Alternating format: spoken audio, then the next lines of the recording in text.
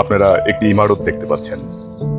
এই ইমারতের যে গঠন, এই গঠনটা আপনারা যখন ইউটিউবে অথবা আপনারা যখন গুগলে সার্চ দিবেন তখন দেখতে পাবেন যে পাকিস্তানে যে স্থাপনাগুলো গড়ে উঠেছে, মুসলিম স্থাপনা গড়ে উঠেছে, বা আফগানিস্তানে কিংবা ভারতের পুরনো যে স্থাপনাগুলো, তদ্রূপ এই যে প্যাটার্নটা দেখা যাচ্ছে।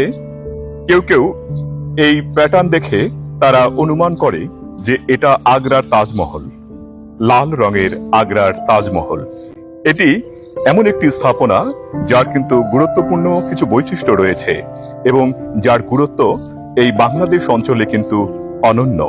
তবে এই ধরনের স্থাপনা কিন্তু বাংলাদেশে সচরাচর দেখা যায় না। তাহলে এই স্থাপনা দেখার জন্য আমি কোথায় এসেছি আপনারা কি কেউ অনুমান করতে পারবেন? অনেকেই হয়তো বুঝতে পারবেন, কিন্তু আসলে এই যে লাল রঙের তাজমহল, যাকে বলা হয় বাংলার লাল রঙের তাজমহল, এটি নির্মিত হয়েছে পাকশিতে।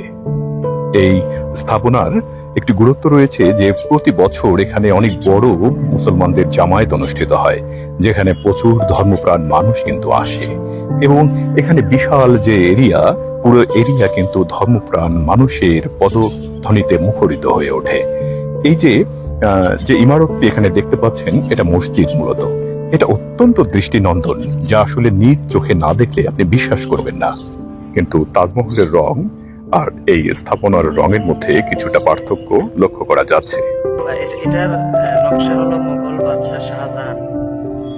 তেনার যে দিল্লিতে মসজিদটা আছে, সেই দিল্লির মসজিদের নকশা অনুসারে এই মসজিদের নকশা, ওই নকশা অনুযায়ী মসজিদটা তৈরি করা হয়েছে।